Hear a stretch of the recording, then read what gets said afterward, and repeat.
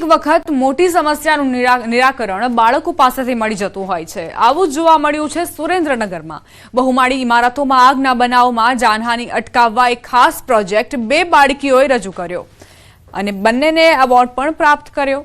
સુરેન્દ્રનગરના ધ્રાંગધ્રાની એમડીએમ કન્યા વિદ્યાલયની ધોરણ 11ની 2 વિદ્યાર્થીનીઓએ ફાયર સેફટી અંગે પ્રોજેક્ટ રજૂ કર્યો, જેને અમદાવાદના સાયન્સ ડે નિમિત્તે યોજાયેલી સ્પર્ધામાં બીજું સ્થાન મળ્યું છે। ખાસ વાત એ છે કે રાજકોટના ટીઆરપી આકાંડના બનાવ બાદ આ વિચાર બંને વિદ્યાર્થીઓને આવ્યો હતો, જેમાં તેમણે બહુમાળી ઇમારતમાં ફ્લેક્સિબલ સીડીનો વિચાર રજૂ કર્યો।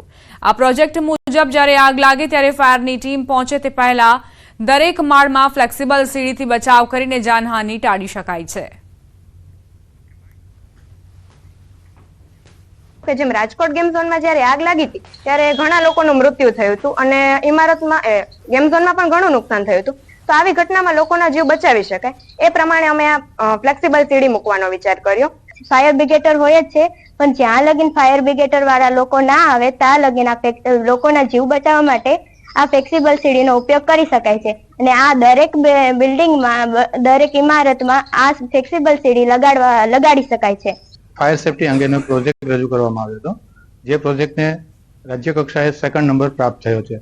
બંને દીકરીઓને પ્રમાણપત્ર અને ટેલિસ્કોપ આપીને સન્માનિત કરવામાં આવ્યા છે। રોકાઈશું એક બ્રેક માટે। આપ જોતા રહો ન્યૂઝ 18 ગુજરાતી।